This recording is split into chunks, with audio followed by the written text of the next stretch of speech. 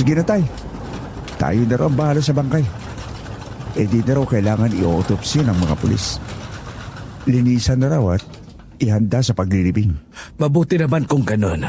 Akala ko ay tayo pa ang magbubukas ng bangkay na to. Teka, wala ba itong kamag-anak? Saan to dadalhin pagkatapos? Hindi ba nila nilinaw sa'yo? Ang sabi, babalik daw sila at...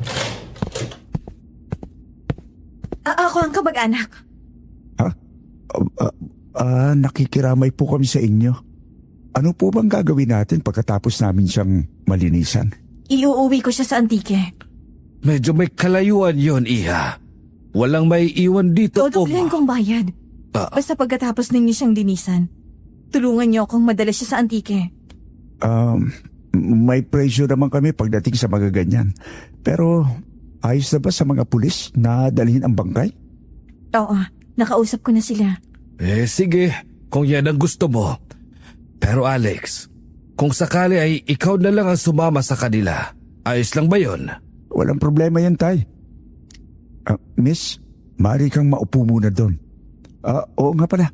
Kailangan namin ng damit para... Eto. Salamat. Siguraduhin yung ubos ang dugo niya. Walang ititira kahit isang patak. Ay nako, malamang ay matagal na ibuburol to. Sige na, Iha. Kami na bahala. Maupo ka na muna dyan. Kung gusto mo at hindi mo kayang manood, ay sa labas ka na lang muna. Hindi, dito lang ako. Gusto kong makita mismo kung paano siya imbalsamuhin. Sige, ikaw ang bahala. Kung sa bagay, mas mainam nga yan. Alex, ihanda mo na mga gagamitin natin. Kanina pa nakahanda ang mga ito, tay. Simulan na natin. At grabe ang nangyari dito. Oo nga, butas yung iba pa ng dibdib eh. Parang tinusok ng kung anong bagay. Parang... Kawayan ito. Sigurado ako. Pero grabe naman ang gumawa nito. Napakawalang puso. Ano bang sabi ng mga pulis? Ang sabi, napatay daw dahil sa chismis at utak. Grabe naman. Napakasama na talaga ng mundong ito.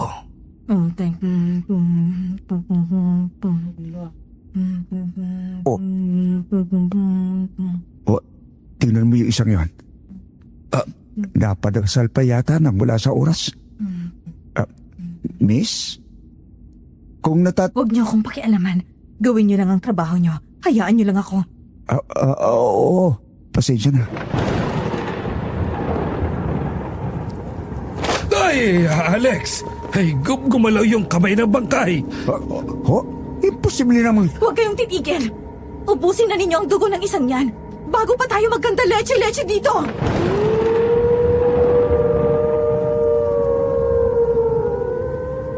Bago natin simulan ang kwento nating ito, mga mahal naming tagapakinig at taga-subaybay, ito po ang inyong lingkod, si Jupiter. At sa ngalan po ng buong team ng kwentong Takip Silim, nais po naming ipaabot ang aming taus-pusong pakikiramay at pakikisimpatya sa lahat ng naapektuhan ng mga lindol nitong mga nakaraang araw. Ipinapaabot din po namin ang aming mga dasal para sa inyong kaligtasan at sa mabilis na pagbangon ng mga pamilyang tinamaan ng trahedya. Naway patuloy tayong gabayan at patatagin sa gitna ng mga pagsubok na ito. Mag-ingat po tayong lahat.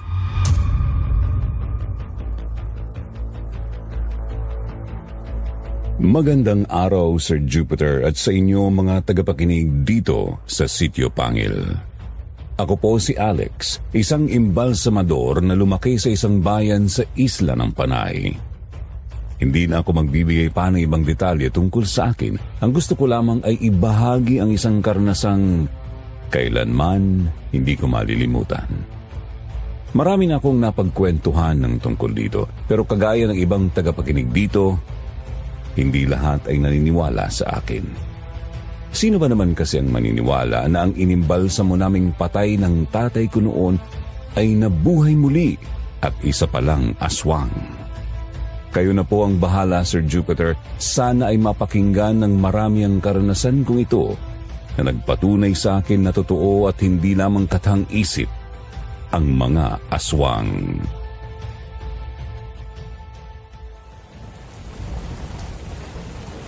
Akala ko ba hindi ka sasama, Tay? At walang maiiwan sa punerarya. Kung tumigil lang sana tong ulan ay hayaan na kitang ikaw na maghatid sa kanila. Ang kaso, kita mo naman, parang lumalakas pa. Nakapagtataka nga po ang ulan na yan.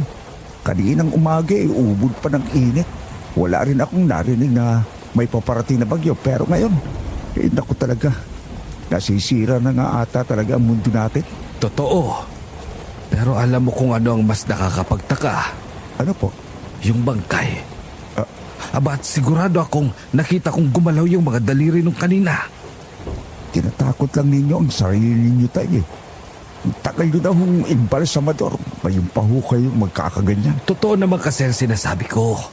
At saka tingnan mo, yung babae. Kakaiba ang kinikilos niyan kanina pa. Parang balisang balisa. Parang may kinakatakot na kung ano. Pansin ko nga rin ho. Tapos kanina pa siya bulong ng bulong. Pagkatapos yung mukha niya, maganda sana eh. Pero parang sinasapian ng masamang espiritu. At saka kung umasta siya, parang hindi naman niya kamag-anak yung patay. Ay nako, basta. May nararamdaman akong kakaiba sa bangkay na yan at sa babaeng yan. Masama ang kutob ko kanina pa. Kaya mabuti nang sinabahan kita.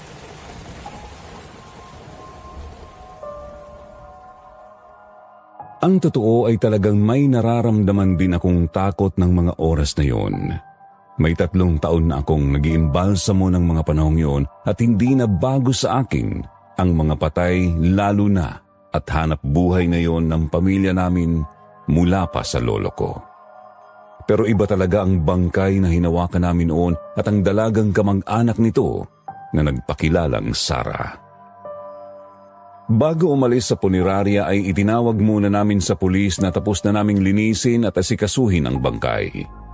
Siniguro ko kung ang babaeng kasama namin noon ay totoong kamag-anak ng bangkay. Pero puro oo at kayo na ang bahala ang naging sagot sa amin ng mga pulis. Ay, pesting daanan to. Ilubak-lubak. Mga 1.5 oras pa siguro tayo makakarating sa bayan na sinasabi ng babaeng yan. Ay, naku talaga. Kung hindi lang talaga dinobla ang bayad eh. Ayos lang yan, Tay. Malaga, walang baha dito sa... Ano yun? Ano ang mga yan, Tay? Pang-awak? Oo, at ang dami. Oo nga. Ano nangyayari at bakit sila bumabangga sa sakyan natin? Hindi ko alam. Baka natataranta ng dahil sa lakas ng ulan. Pero teka, may kumalampag sa likuran. Tingnan mo nga. Ako nang bahalang magtaboy sa mga pesteng to. Sige po. Ang lakas ng ulan. Sarah? Ayos ka lang? Sarah? Nabigla ako noon nang pagbukas ko ng pinto ng likuran ng sasakyan, Sir Jupiter. Kaagad kasing bumungad sa akin si Sarah. Nakaupo sa gilid ng kabaong sa sulok ng sasakyan. Nakalapat ang mga kamay sa mga hita, tirik ang mga mata habang patuloy sa pagbulong ng kung anong hindi ko naman maintindihan.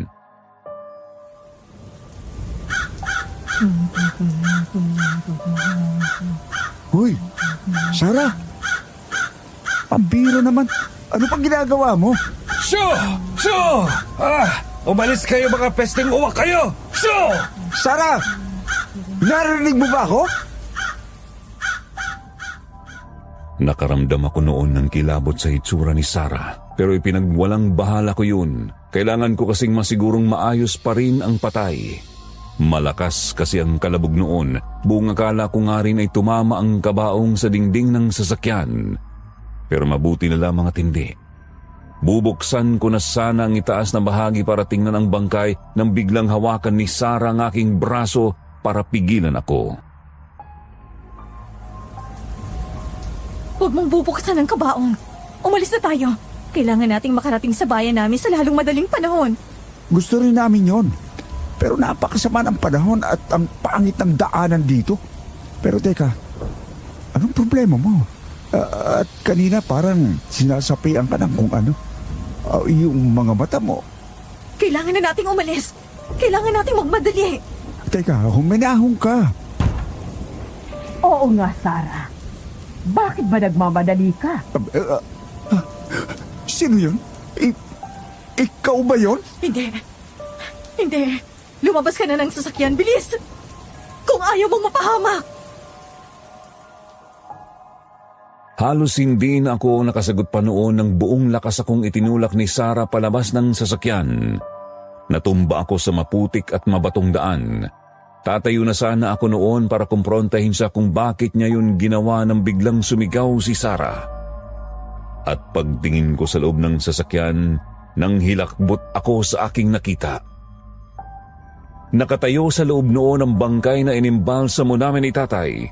Hawak niya sa lieg si Sarah at sinasakal ito. Buhay na buhay ito at nagdurugo pa ang parte kung saan namin tinusok ang pansipsip ng dugo at tubig sa katawan. Akala mo siguro ay mapapatay mo ako ng gano'n na lang? Pwes, nagkakamali ka. Hanggat hindi ko na ipapasa ang sumpang ito, hindi ako mamamatay! Demonyo ka talaga! Oo! At masahol pa ako sa kanila. Ikaw ang nagsimula nito. Tinatapos ko lang. Anong kaguluhan ng... Ay! Diyos ko po! Ano to? Tumakas na kayo! Ako na... Aba! At nagpapanggap ka na ring bayani ngayon? Walang tatakas! Dahil lahat kayo ay papatayin ko! Ay! Diyos ko! Iwan mo siya! Hindi ko na alam kung ano ang nagtulak sa akin noon pero tumalon ako sa loob ng sasakyan at buong lakas kong itinulak ang babaeng muling nabuhay. Nagawa ko iyong mabuwal. Pagkatapos ay hinila ko si Sarah palabas doon. Papunta na ako sa harapan ng sasakyan nang makasalubong ko si tatay na tumakbo pala sa harapan at kinuha ang itak niyang nakatago doon. Nasaan na yung babae? Naroon pa po sa likod. Hala, sige, sumakay na kayo! Sinabi ko nang walang aalis! Ay! Bitiwan mo ako! Alex! Naisakay ko na si Sarah noon. Papasakay na rin sana ako nang bigla kong hilahin ng babae. Napakalakas niya at isang haltak lang bumalibag ako sa lupa. Pero sa halip na tuluyan ako ay muli niyang ibinalik ang pansin kay Sarah. Hihilain na sana niya ito nang bigla itong napatigil at nagsisigaw. Naglupasay ito at nagpagulong-gulong sa lupa. Pagtingin ko kay Sarah, hawak niya ang isang maliit na supot na may lamang asin.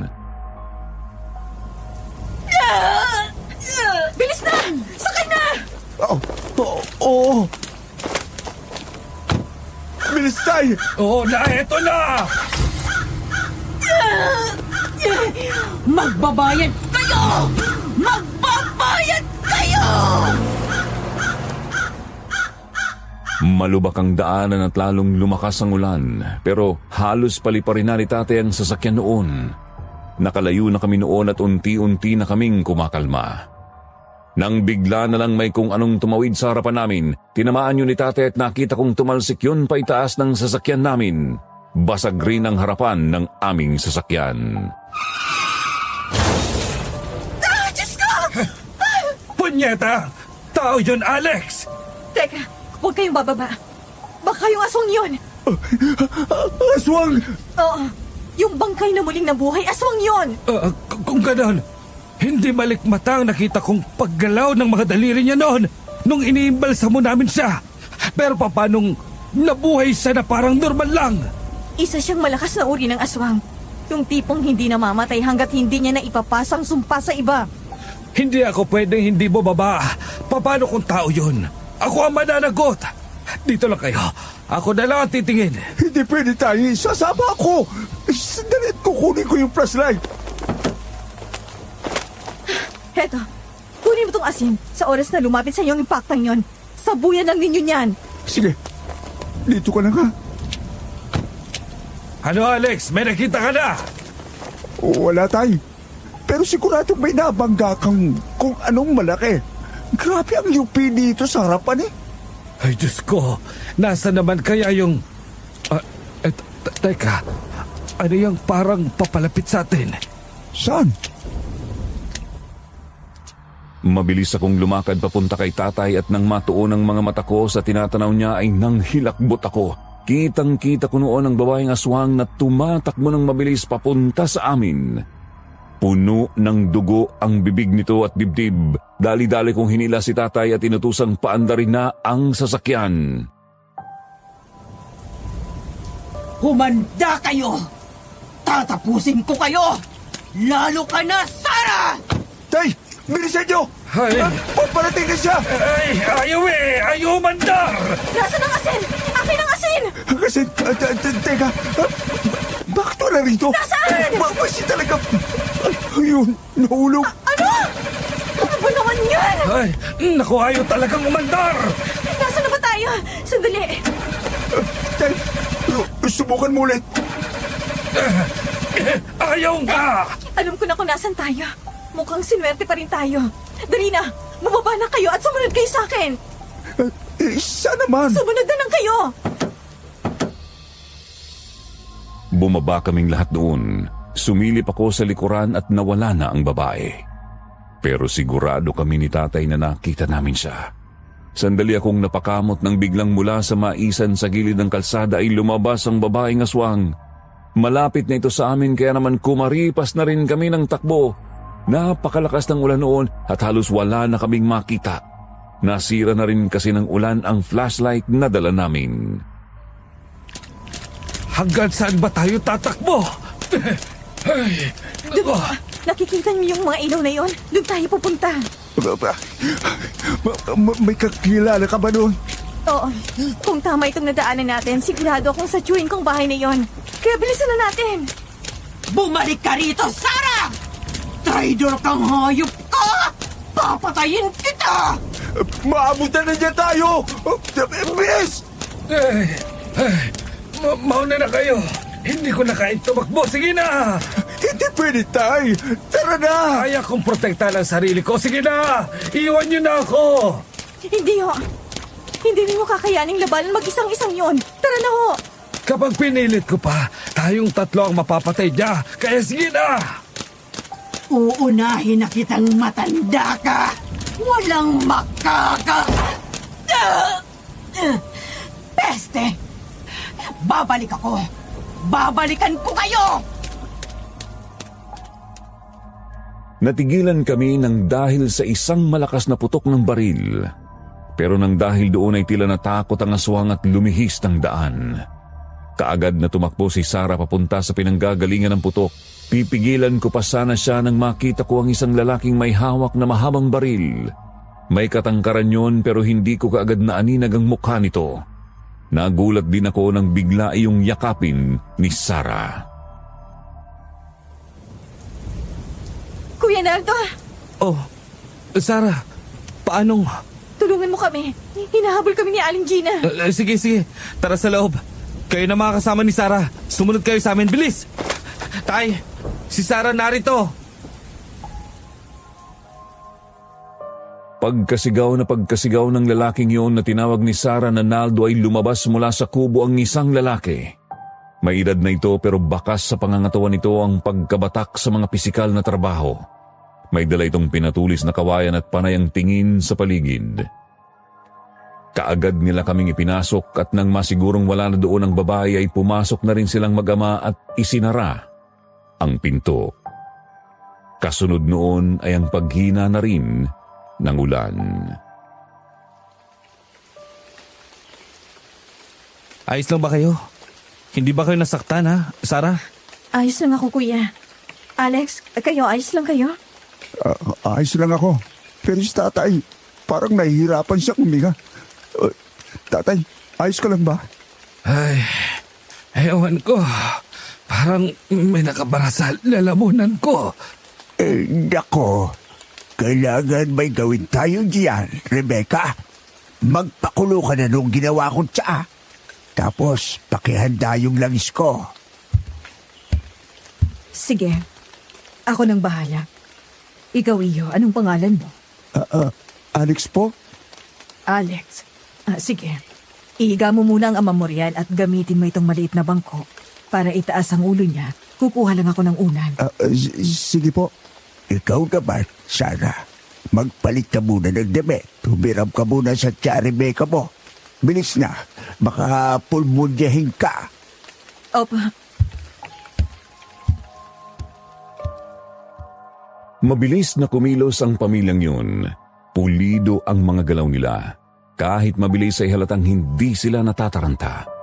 Kapansin-pansin din ang madre de pamilya nila. Hindi pa kasi yun ganoon katanda kung titingnan. Mistisa yun at halos wala pang kulubot ang mga balat. Nang makuha ang langis ay kaagad na hinilot ng padre de pamilya ng bahay na yon si tatay.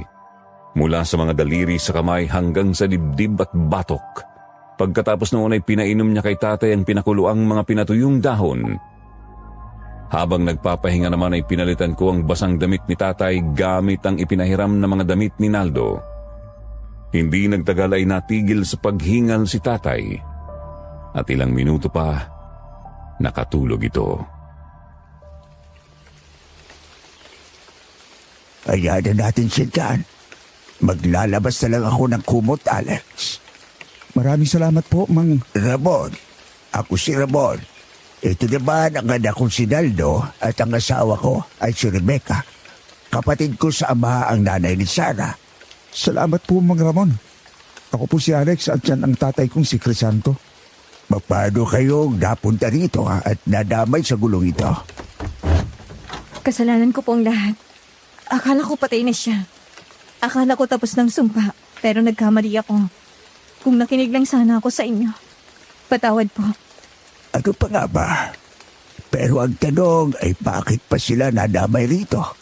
Nang mapatay ko po si Aling Gina, itatakas na sana ako, pero nakonsensya ako. Hindi ko napigilan ang sarili ko na pumunta sa mga pulis. Susuko sana ako, pero natakot din naman akong makulong. Kaya gumawa ako ng kwento hanggang sa dinala sa punerarya nilang bangkay ni Aling Gina. At ibabalik mo sana ang bangkay niya sa inyo, tama ba? Opo, dahil ang sabi ni nanay bago siya mamatay, kung hindi gaganang lahat. Dapat padanakin ang dugo ng halimaw na yon kung saan nagsimulang lahat. Akala ko sapat ng mga orasyon na alam ko. Patawarin niyo po ako. Wala na tayo magagawa ngayon. Nangyari na ang nangyari. Ang dapat natin bigyang pansin ngayon ay kung paano tutuluyan ang isang yon. Siguradong akong hindi siya titigil hanggat hindi siya nakakagante. Mawalang galang na po. Hindi ko po kasi kayo masundan eh. Totoo po ang mga aswang? At si Sarah po. Ay teka, Sarah, ikaw ang pumatay sa babae yun. Pinatay ng halimaw na yun ang mga magulang ko at kapatid. Gusto ko lang ng hustisya. Isa pa, hindi ko siya pinatay. Kitang-kita niyo naman na buhay ang halimaw na yon. Ang mabuti pa, maghanda na lang tayo. Bukas na bukas rin. Ipagbibigay alam ko sa baryo ang nangyari. Kailangan maging alerto ang lahat. Dito na po muna kami magpapalipas ng gabi. Naiwan din kasi yung sakyan namin dun sa kalsada. Tapos si tatay. Ito, tulog na. Oo, dito muna kayo hanggang sa mapatay ang aswang na yon. Teko, ano pong ibig niyong sabihin? Malakas ang uri ng demonyong yon. At lalo siyang lumalakas kapag nagagalit at nakakaramdam ng takot ang bibig damihin niya. At isa pa, ang uri ng isang aswang na yon ay mapaghiganti. Maaaring balikan niya kayo kahit na makauwi kayo. Kaya kung ako sa inyo, dito na muna kayo. Pero... Patawarin mo ako, Alex. Hindi ko akalaing magkakaganito. Ay, nako, tama na yan. Lumalalim na ang gabi. Sarah, doon ka muna sa kwarto ni Delia. Malinis na yun. Kayo, Alex. Ayos lang ho kami rito. Diyan na lang po ako sa isa pang upuang mahaba. Ay, sige. Pero magpalit ka muna ng damit at basang-basa ka rin bata ka. Labag man sa loob ko at nangangamba, wala na akong nagawa. Matapos kong magpalit ay bumalik ako kung saan natutulog si tatay. At sa katabing upuan doon ay naroon na ang mga unan at kumot para sa amin. Nagpaalam na rin si Mang Ramon na matutulog at sinigurado niya sa akin na ligtas ang lugar at wala akong dapat na ikabahala. Pero kahit ganoon, hindi ako nakatulog. Alex, Sarah? Oh, anong problema? Di ka rin makatulog? oo eh. Inaalala ko kayo ng tatay mo. Pasensya na rin kung nasigawan ko kayo at naging malamig ang pakikitungo ko sa inyo nung una. Yabang ko pa. Tapos ito naman ang nangyari. Kagaya nga ng sinabi ng tito mo. Nangyari na ang nangyari. Hayaan mo, pagkatapos nito, babawi ako sa abot ng aking makakaya. Ikaw ang bahala. Sa akin, ayos naman na ang lahat. Ewan ko lang dito kay tatay. Nga pala, napansin ko, may silid doon sa dulo na puno ng mga garapo na may langis. May parang altar din na tinitirikan ng kandila. Mga manggagamot sina tiyo at tiya. Ang totoo, nasa lahi namin ang kakayahang ito. Maging ang nanay ko ay magaling na albularya sa amin. Pero kahit anong galing at lakas niya, naisahan pa rin siya ng halimaw na yon. Ikinalulungkot ko ang nangyari sa pamilya mo, Sarah. Ang totoo, hindi pa rin ako makapaniwalang totoo ang mga ito. Kanina ko pa kinukurot ang sarili ko. Umaasa na panaginip lang ang lahat ng ito. Totoo ang mga aswang, Alex. At mas nakakatakot pa sila sa inaakala mo. Kaya mag-iingat tayo hanggat hindi pa siya nahuhuli. Pero, paano siya mahuli? Gamit ito. Diyos mio naman, bigla ka na lang nalitaw. Pasensya na. Ang seryoso kasi ng pag-uusap niyo. Kawayan, paano mapapatay niya ng aswang? Binutas ko ng hayop na yun gamit ang mas makapal na kawayan pero walang nangyari. Dahil kulang ang ginawa mo. Hindi ako sigurado. Pero malalaman natin ang gagawin bukas na bukas rin. Hintayin natin ang sasabihin ni tatay. Sa ngayon, magpahinga muna kayong dalawa. Sige na.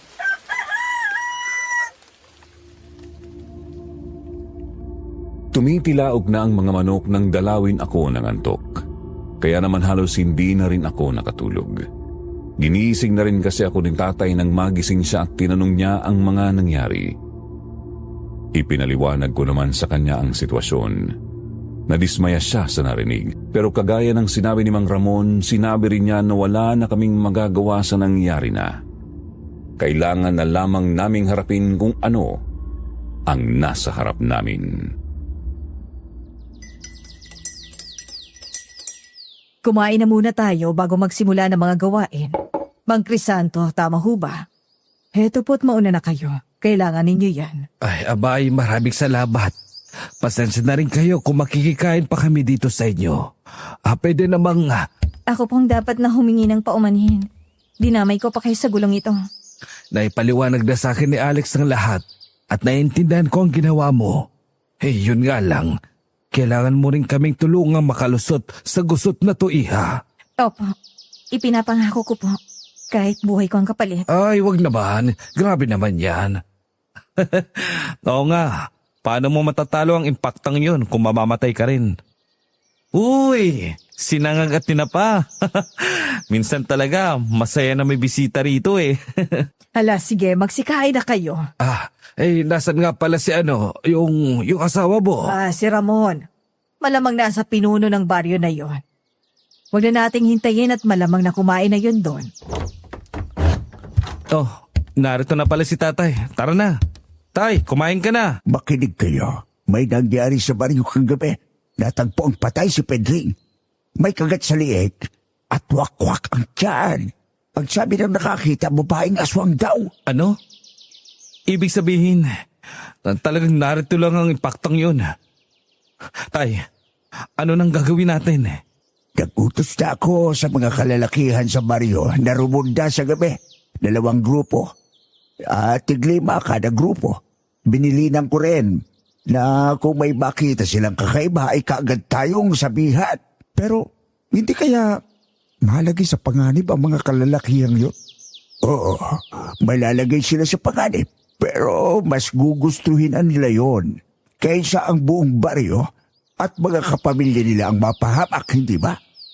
Ang mabuti pa, kumain na muna tayo. Pagkatapos pala nito ay kukunin namin yung sasakyan tapos dadalhin namin dito. Ay sige, sasamahan kayo ni Naldo. Sarah, Rebecca, maganda kayo ng orasyon na magagamit natin. Kung meron lang sanang gamit na naiwan ang Jenny doon, matatawas natin kahit papano kung saan siya nagtatago. Matapos naming mag-agahan ay mabilis din kaming kumilos. Kasama ni Naldo, binalikan namin ang sasakyan. Naroon pa rin ito kung saan namin iniwan. Dali-dali naman akong tiningnan ang loob nito at baka may mga nawala. Pero sa awa ng Diyos, wala naman. Kung ganun ay totoo nga, patay na talagang halimaw na yon at muli lang nabuhay. Nakakakilabot. Ngayon lang ako nakarinig ng ganito sa totoo lang. Lalo na kami. Hindi namin nakalain na totoo ng mga ganong nilalang. Isipin mo, inubos na namin lahat ng likido niya sa katawan at nilagyan ng kemikal ang kabuuan niya. Pero, ay nako, hewan ko ba pero nakakatakot talagang isipin. Teka, tingnan niyo to. Dugo niya itong nagmansa sa kabaong, hindi ba? Baka maaari natin gamitin ito sa pagtatawas. Oo, tama. Itanong natin kina Lola mamaya. May lola pa kayo? Lolo at Lola, kambal sila. Nasa lagpas 80 na sila pareho, pero malalakas pa, parang mga immortal. Naroon sila sa isang bahay namin sa baryo. Ano pang hinihintay natin dito? Sumakay na kayo dyan at aalis na tayo. Mawalang galang na po. Dito pang Baryo Marinta? Oo. Doon yun sa amin. Bakit? Sinong sadya mo doon? Si Mang Ramon ba yun? Yung albularyo? Tatay ko yun. Tamang-tama. Pauwi na kami. Kung ayos lang sa'yo, sumabay ka na sa amin. Talaga ba? Sige. Kung hindi naman ako nakakaabala sa inyo, sasabay na ako. Ayos lang naman, di ba? Mang Crisanto, Alex? Ay, oo, walang problema. Tara na at huwag na tayong magtagal rito. Sa likod na ako sumakay noon dahil hindi kami kasya lahat sa harapan. Naririnig ko si Naldo na tinatanong ang babae. Nagpakilala iyong si Anita. Galing daw ito sa Capiz at napadpad doon dahil nabalitaan nito mula sa isang kilala ang tungkol kay Mang Ramon. Na barang di umano kasi ang kanyang ina at walang iniisang albularyo sa Capiz ang kayang gumamot dito. Pero may kung ano akong nararamdaman sa babaeng yun. Parang may hindi tama sa kanya.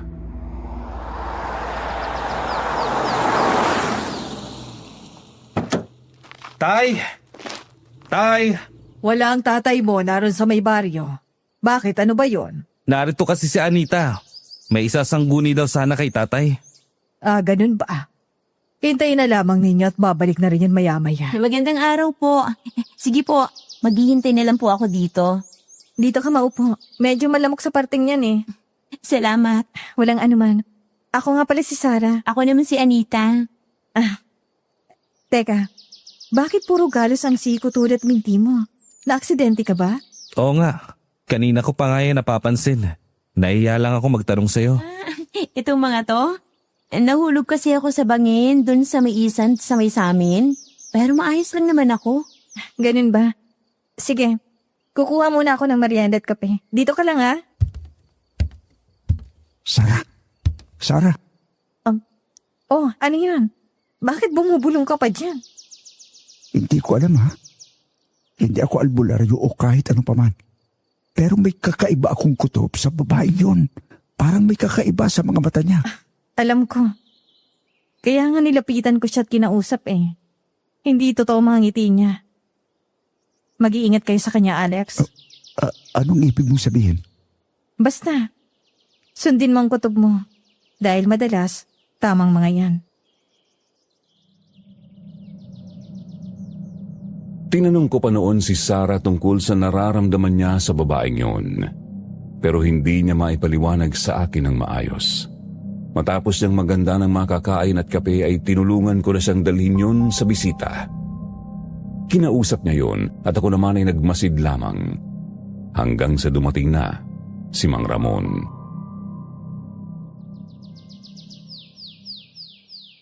Pasensya ka na, Iha, kung pinaghintay kita. Napakaraming nangyayari ngayon rito na kailangan ng agarang aksyon. Ano bang maipaglilingkod ko sa iyo? Nabarang po kasi ang nanay ko. Kailangan ko pang tulong ninyo. Nasaan siya? Nasa bahay po. Kung hindi mo siya kasama, hindi ko siya magagamot. Sumama na lang po kayo sa akin. Pakiusap po. Hindi rin po kasi niya kayang bumiyahe. Wala na po akong tatay at kung mawawala pang nanay ko, kawawa naman po ang mga kapatid ko. Pakiusap po. Wala namang problema, pero kailangan kasi ako rito. Kung gusto mo, Tay, ako na lang ang sasama sa kanya.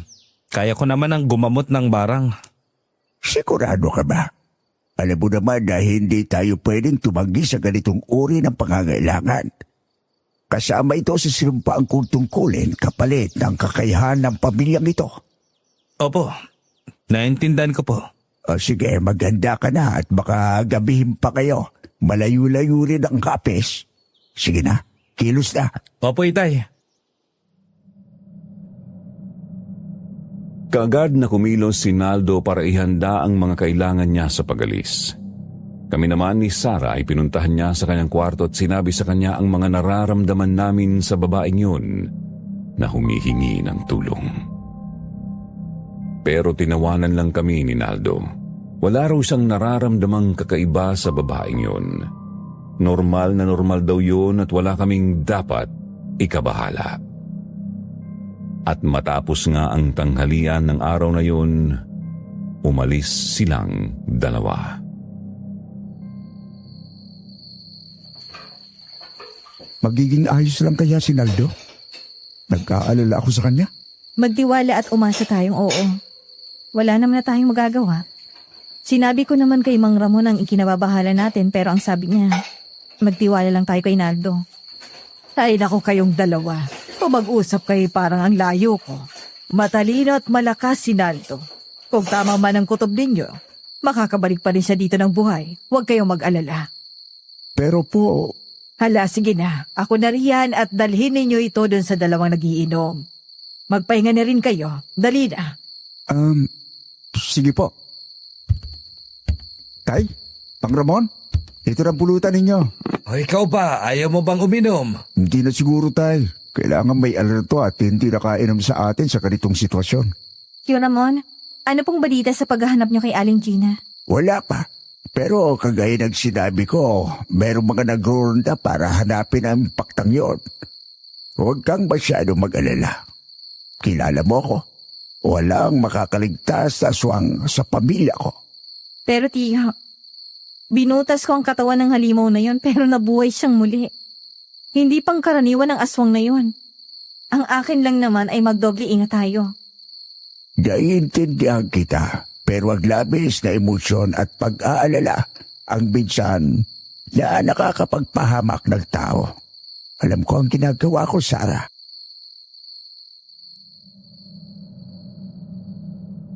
Hindi na sumagot pa si Sarah noon at pumunta na lamang sa kusina at doon nagmukmok.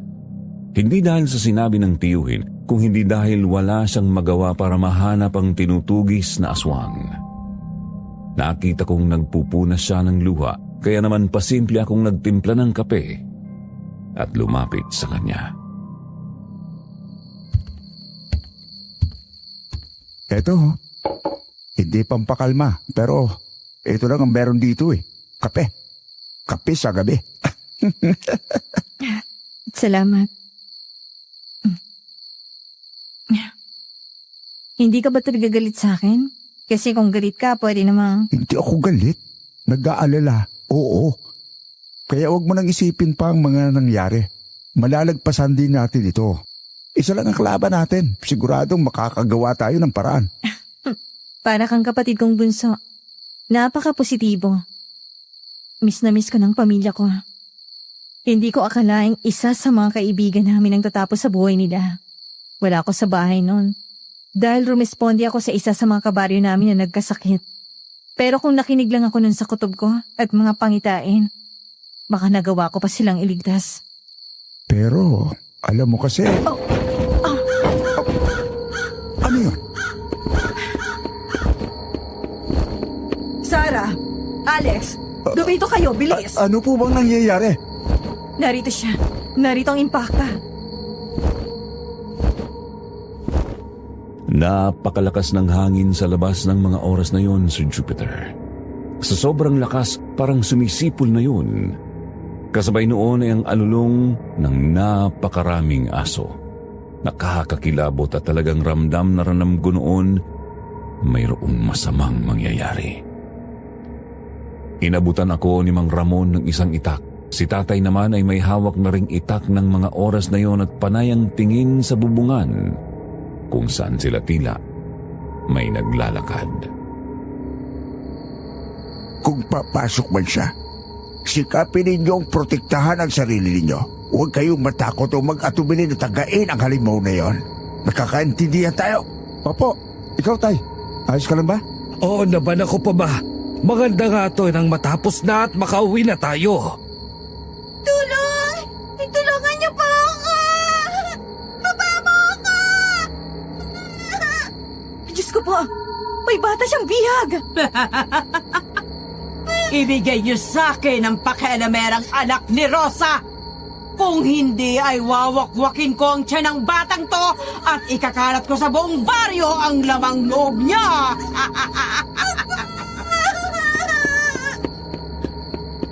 Kung yan ang gusto mong demonyo ka! Sandali lang, Sarah. Huwag na ninyo akong pigilan, Tiyo.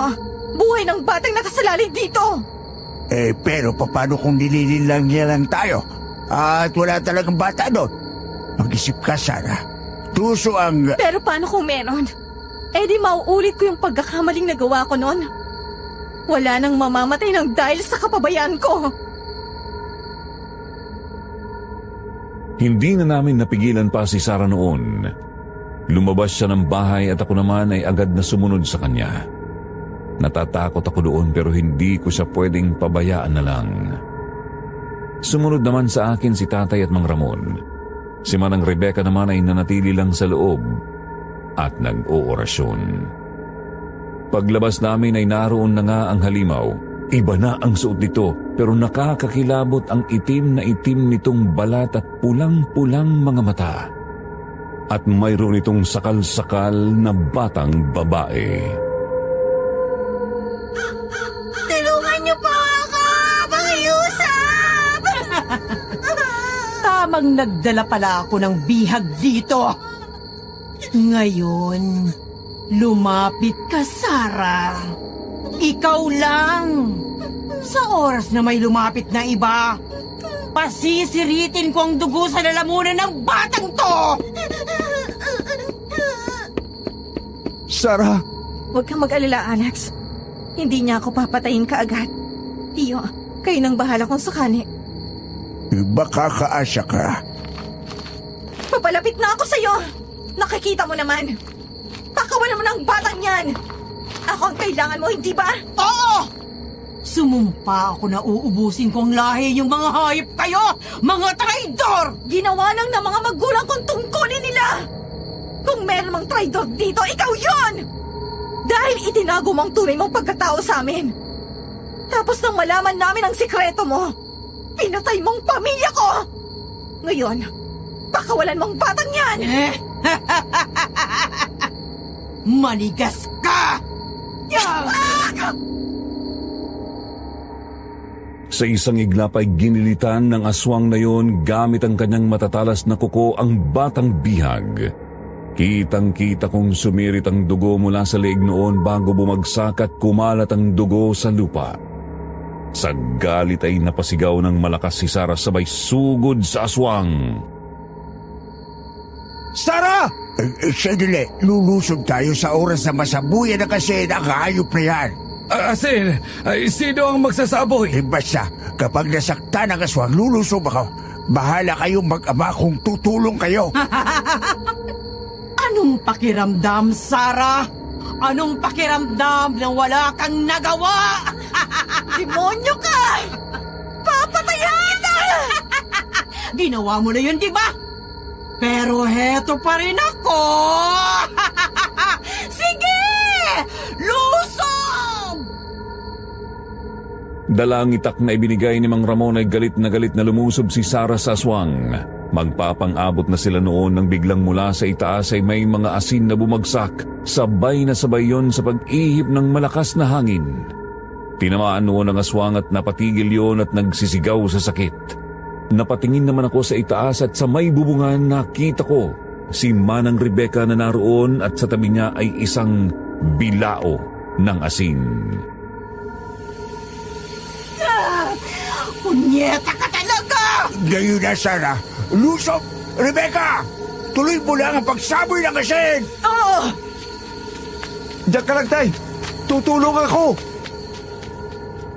Nagkasabay man ang magtiyuhin, pinagtataga nila ang halimaw.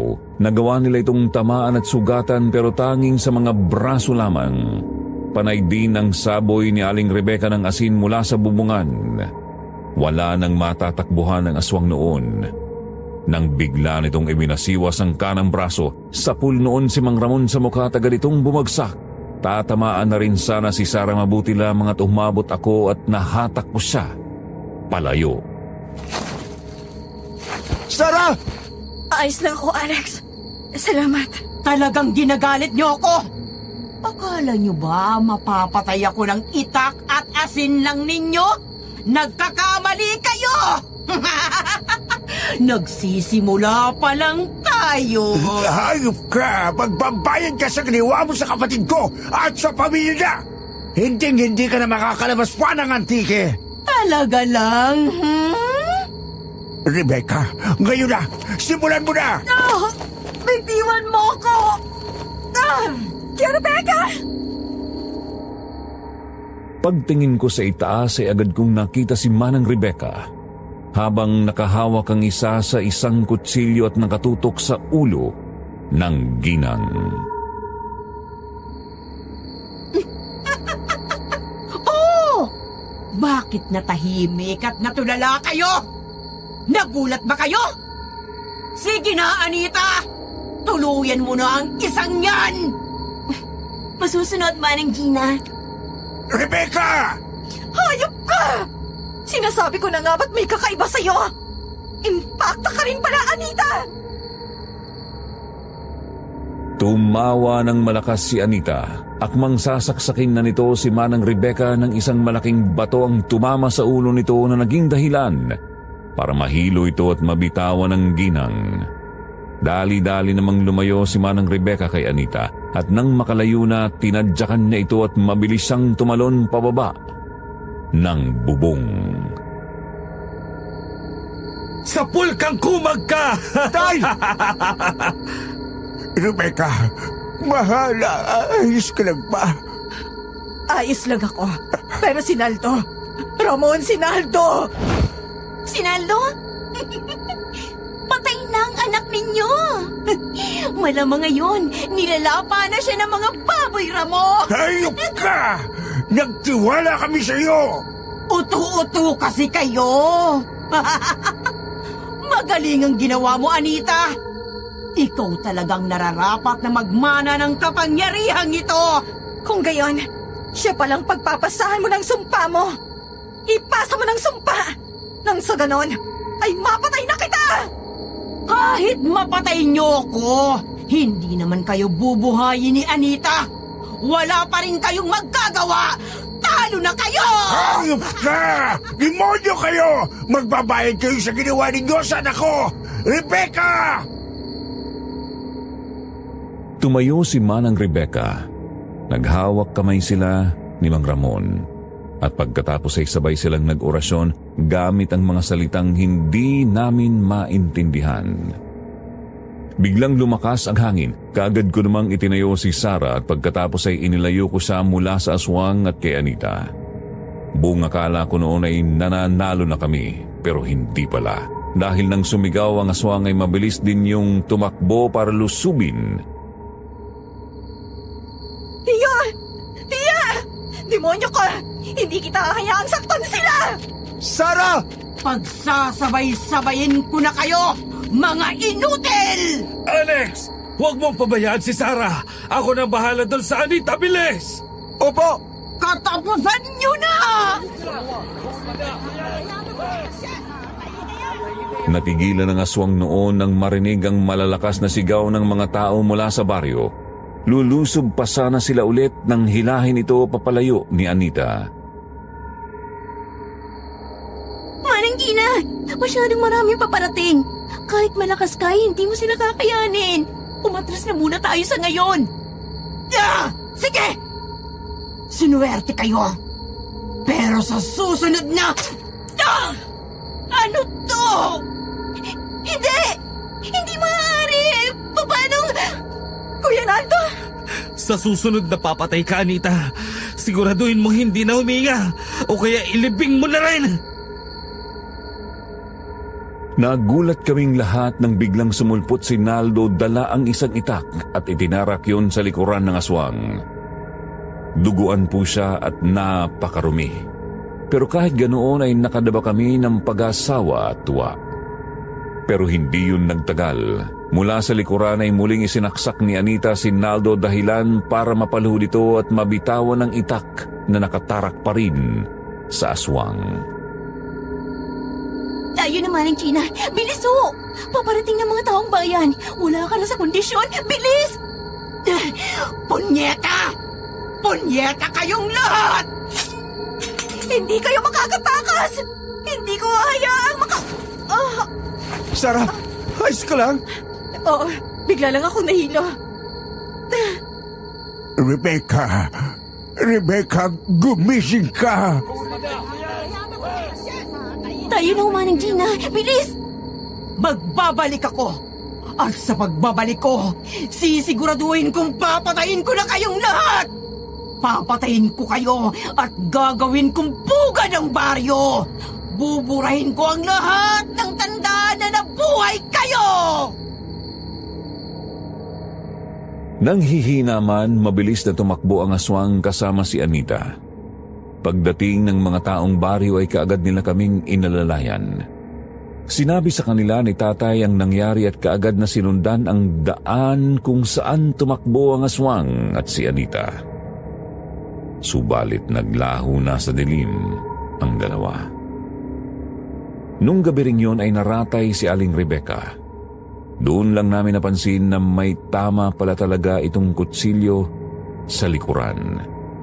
Ganoon din si Sarah na biglang hindi magawang makatayo at si Naldo na biglang nawalan ng malay.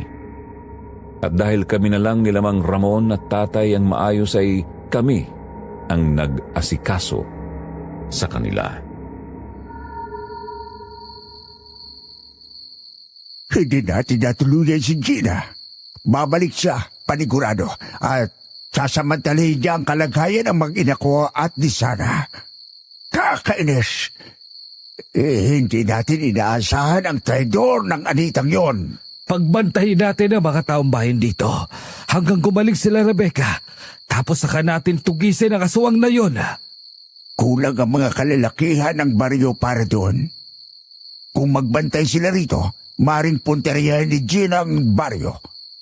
Mas malaga ang buhay ng mga naroon, lalo na ang mga bata at kababaihan. Kung gayon, ano pong gagawin natin? Kailangan na natin siyang hanapin at patayin ng tuluyan. Sarah, pero papano? Di natin alam kung saan siya nagtatago. At wala na tayo sa kalagayan para lumusob. Tama. Yung dugong naiwan niya sa kabaong, maaari ba yung gamitin sa pagtawas? Nabanggit sa amin ni Naldo ang tungkol sa lolo at lola niya. Sila Tia Isabel at Chu Insong. Oo, makakatulong sila pero... Mahina na rin po ang aswang. Kailangan natin siyang mapigilan bago pa niya maipasa ng tuluyan ng sumpa kay Anita. Tama si Sarah. Tay, kaya kailangan na natin kumilos kaagad. Alex, ihanda mo na ang tela na may dugo ng demonyong yan. At bukas na bukas rin ay lulusubin natin sila. Anong pinagsasabi mo? Tingnan mo nga ang kalagayan mo. Tay, kung hindi natin to gagawin sa lalong madaling panahon, siguradong mas malalagay sa panganib ang lugar na to. Baka nakakalimutan nyo, ang lakas na taglay ng bagong aswang. Kung malakas ng kapangyarihan na hawak nila, hindi hamak na mas lalakas yun sa oras na maipasa yun. Sige, ipapatawas na natin kung saan makikita ang hayop na yon. At ako mismo ang pupunta doon. Hindi. Kailangan ka ni nanay dito. Ako ang pupunta. Pero... Ako rin po. Sasama ako. Sasama ako kay Kuya Naldo. Nagsisira na ba kayo na bait? Sasama po ako sa kanila. Alex! Dito ka lang, tay. Tama naman si Naldo eh. Kailangan malakas ang maiiwan dito kay Manang.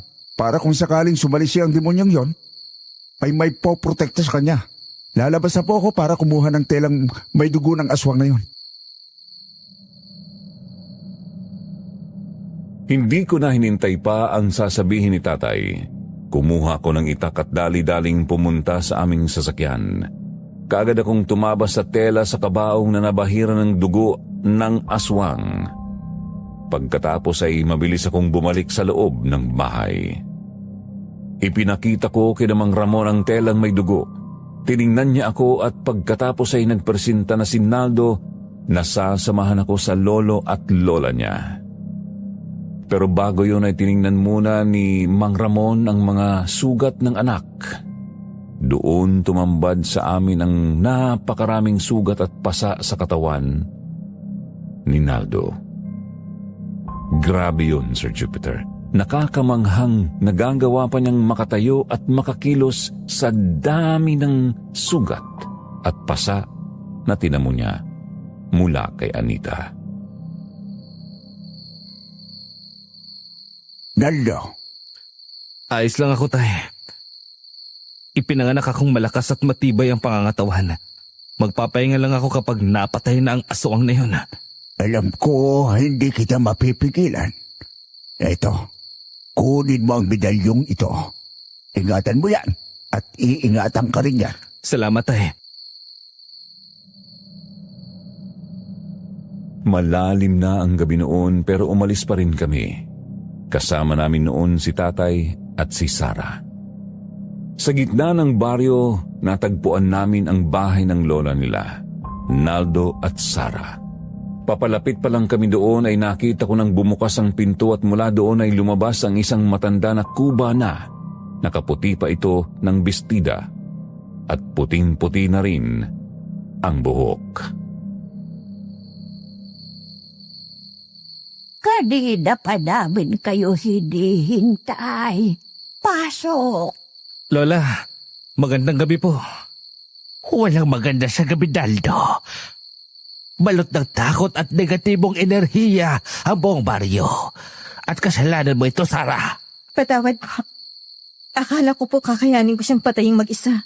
Wala talagang patutunguhan ang pagiging mapusok. Sige na, ikaw binata. Akin ang dala mo nang makita na natin ang hinahanap ninyo. Ito po. Pero bakit parang alam na po ninyong parating kami at kung ano ang kailangan namin? Ang mga espiritu ng kalikasan ang aming kamay at mga mata. Walang nangyayari sa paligid ng baryong to na hindi namin nalalaman. Ngayon, doon na muna kayo at kami na ang bahala na Isabel dito. Hintayin lang ninyo ang sasabihin namin. Hindi po ba namin pwedeng makita ang ginagawa ninyo? Huwag na tayo makialam. Doon na muna tayo sa kusina.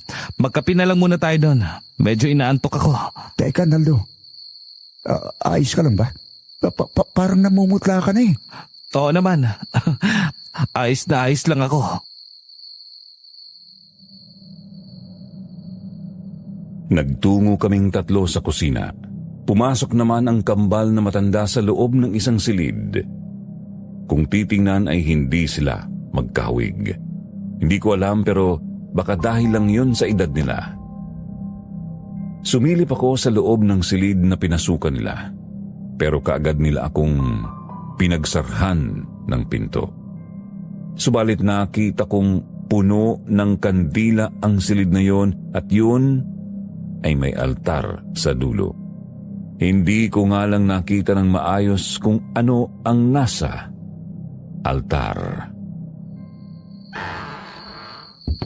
Lolo, Lola, Ano pong nakita ninyo? Naroon siya sa bahay niya, sa lugar ninyo, Sarah. Kasalukuyan siyang nagpapalakas. Pero anumang oras ay handa na siyang ipasa ang sumpa doon sa dalagang kasama niya. Kung gano'n ay kailangan na natin silang unahan. Isa pa, naroon na rin naman siya.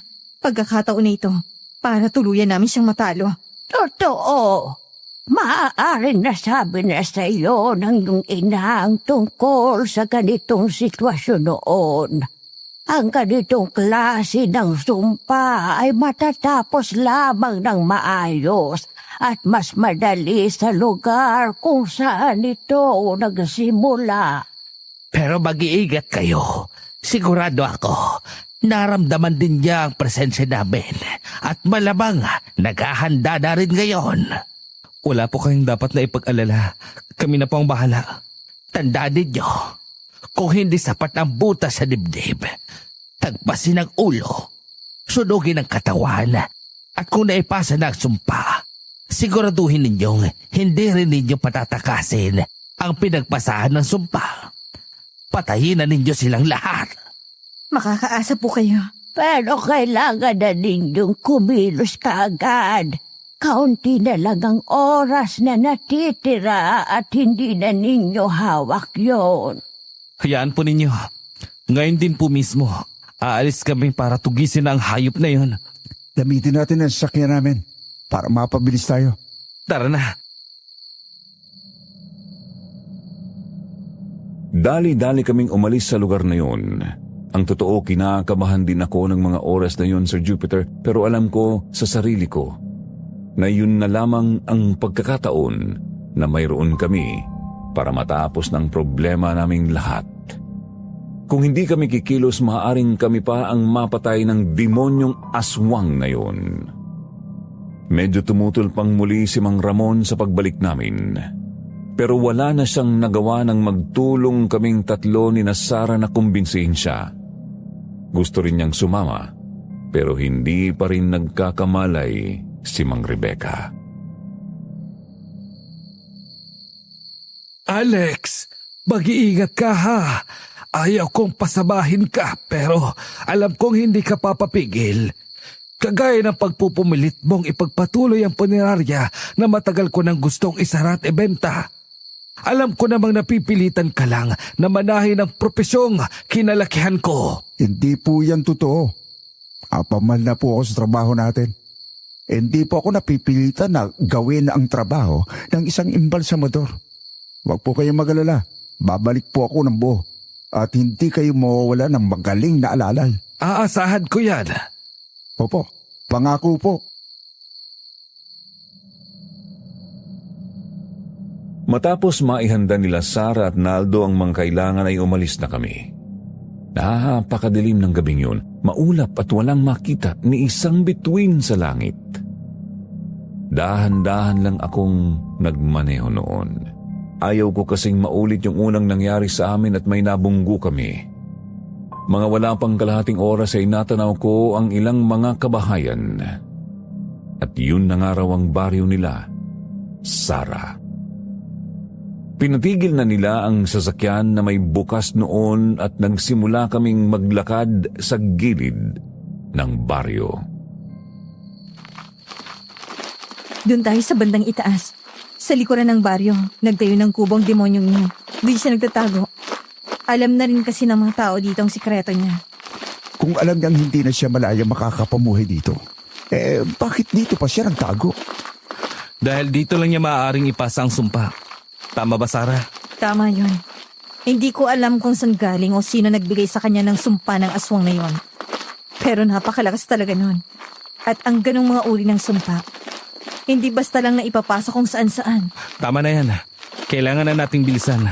Baka sa mga oras na to ay sinisimula na nila ang pagpapasa ng sumpa. Tama ka, kuya. Tara na. Alex, kunin mo tong itak.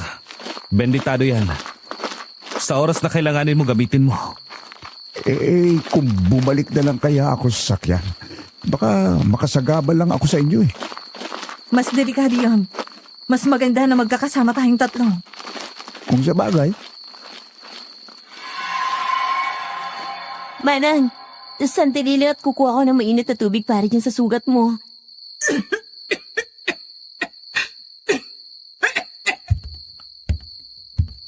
Anita! Naldo? Isuko mo na yung aswang na yan. Makinig ka. Napakaraming tao ang mapapahamak kapag hinayaan natin siya at kapag kinuha mo ang supa. Alam kong hindi ka pa ganun kasama. Kalilimutan ko ang mga ginawa mo sa akin. Basta isuko mo na siya sa amin ngayon. Hindi! Hindi ko gagawin yan. Si Manang Gina. Si Manang lang ang tumulong sa akin nung kailangan ko ng tulong. Nung walang araw akong hindi inaabuso ng amain ko. Kaya kahit anong mangyari, hindi ko hahayaang mamatay siya at hindi maipasa ang kapangyarihang meron siya. Pero isa siyang demonyo. Walang awang halimaw. Hindi totoo yan. Tahimik lamang siya namumuhay at nilalabanan ng pagiging aswang niya. Pero nang dahil sa pamilya mo, ikaw na babae ka. Kinamuhian siya ng mga tao. Wala naman siyang biniktima dito. At hindi siya pumapatay ng mabubuting tao. Pero mali pa rin ang pumatay. Kahit na mas masahol pa sa aswang ang isa o sa demonyo. Alam ba ninyong mas nakakatakot pa ang amain ko kesa sa aswang na anyo ng manang? Mas demonyo pang amain ko sa mga aswang na nakilala ninyo. Ikinalulungkot ko ang nangyari sa'yo. Pero ang aswang na yan ang pumatay sa pamilya ko. Wala akong pakialam. Dadaan muna kayo sa ibabaw ng bangkay ko bago niyo siya mapatay.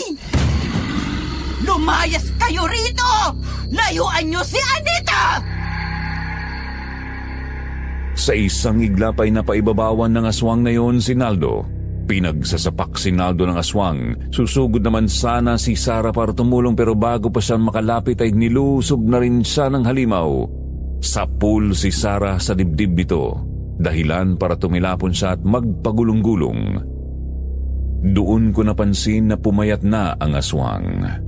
Halos hubad na ang pag-itaas nito at kitang-kita ang butas nito sa dibdib. Umalis na kayo! Pangako, aalis na ako sa lugar na to. Kami ni Anita. Ganon lang yon? Matapos mong patayin ang pamilya ko! Ha? Patawarin mo ko. Aaminin ko, nadala ko ng galit ko nang isiwalat nila ang sikreto ko. Pero masisisi mo ba ako, ha, Sara?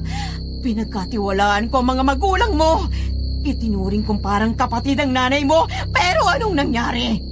Nang matuklasan nila ang sikreto ko, kinalimutan nila ang mga ginawa ko para sa kanila. Kasalanan din ng mga magulang mong sinapit nila. Kalokohan! Ang gusto lang nila ay protektahan ang baryo! Nanginginig ang mga tuhod na tumayo si Sara. Pagkatapos ay lumusob siya sa isang aswang. Humarang naman sa kanya si Anita. Pero nagawa niya itong hawiin. Nabuwalang dalaga tumalsik sa akin. Kaagad naman akong umurong palayo pero bago pa ako makalayo ay tumayo si Anita. Dinampot niya ang nahulog na itak at nilusob ako. Hinugod ko naman ang itak na ibinigay sa akin ni Naldo pero bago ko pa yon maiwas-iwas, may humila kay Anita dahilan para matumba muli ito. Si Naldo. Talagang hindi ko na kayo mapipigilan. Pwes, kung gusto niyo akong patayin, subukan ninyo! Talaga! Katapusan mo na! Sunod-sunod na pagitak ang ginawa ni Sara pero lahat yon ay nailagan ng halimaw. Pagkatapos ay kitang-kita ko kung paano parang tila nagtayuan ang mga buhok ng halimaw na yun. Sinalag nito gamit ang braso ang atake ni Sara. Tumama ang itak pero hindi yun tumalab. Tumalbog lang yon at nabitawan ni Sara ang itak. Pagkatapos ay mabilis siyang sinakal ng aswang at iniangat mula sa lupa.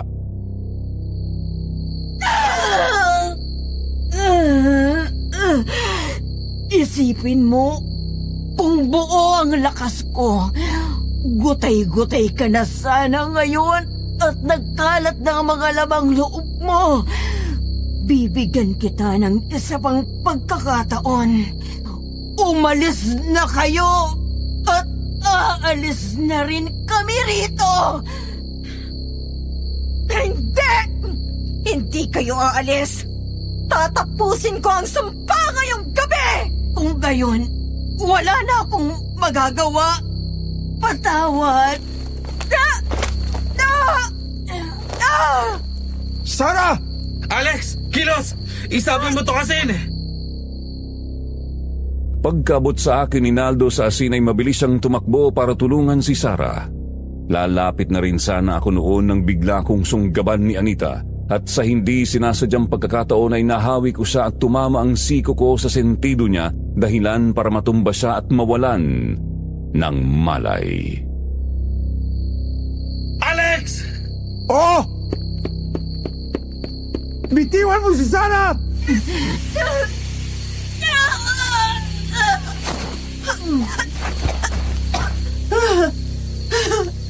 Sarah! Sarah! Ayos ka lang? Diyos ko po! Dali, dito tayo! Magbabayad kang kutong lupa ka! Mamamatay ka!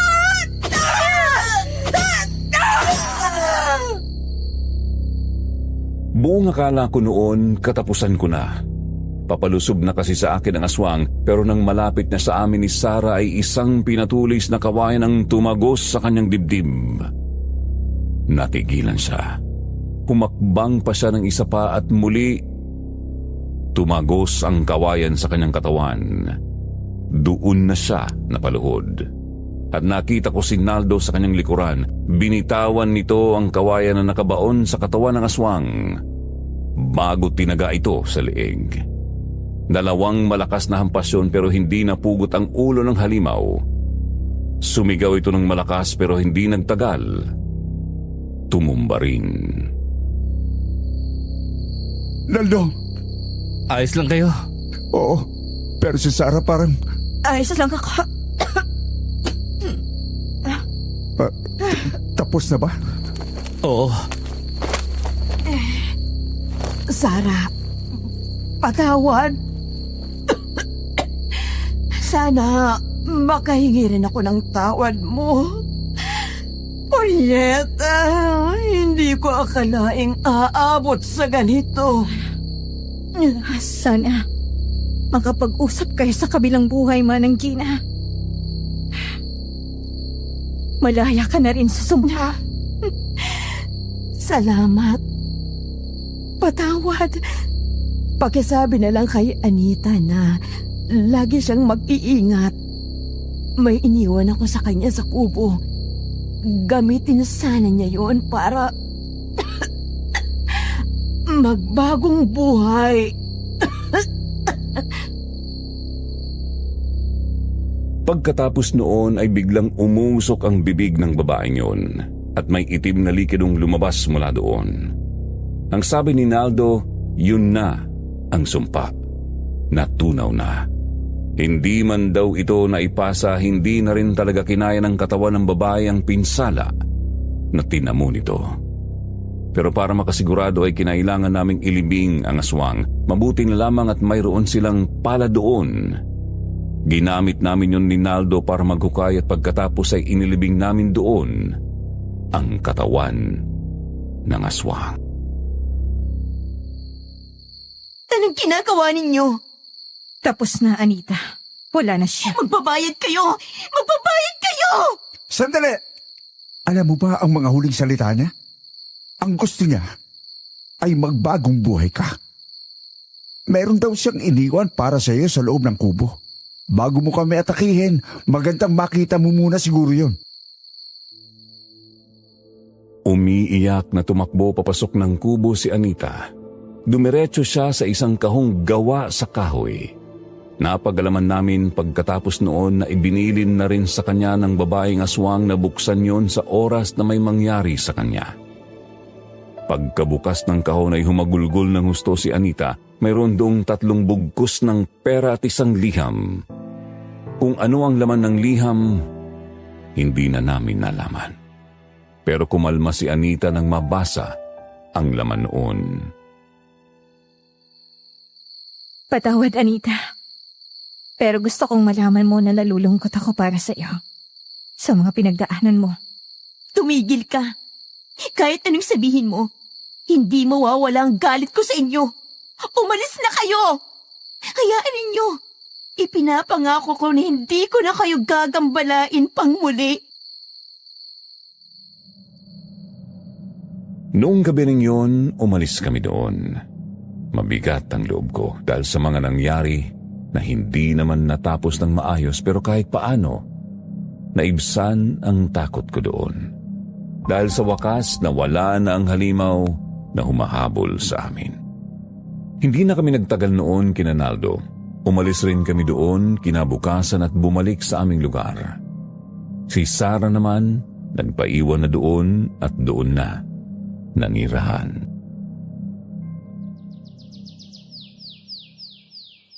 Patawad, Alex. Mang Crisanto. Sa lahat ng nangyari. Pero masaya ako na nakilala ko kayo. Kahit na sa hindi maayos na panahon at paraan. Di ba sinabi ko na, kalimutan mo na yon. Tapos na at ligtas na ang lahat. Salamat po. Sigurado ka ba magpapaiwan ka dito? Pwede namang sumama ka sa amin. Kailangan namin ng tao sa punerarya. Hindi ba, Tay? Ay, oo. Pero ang tanong, kaya ba niyang magtrabaho kasama ang mga patay? Kaya ko naman po, pero nakakahiya na. Dito na lamang po ako. Sasanayin ko na lang ang kakayahan kong manggamot. Siguro, iiwasan ko na rin lahat ng kamaliang nagawa ng pamilya ko. Sige. Ikaw ang bahala, pero tandaan mo. Bukas ang pinto ng bahay namin kung sakaling maisipan mong bumisita.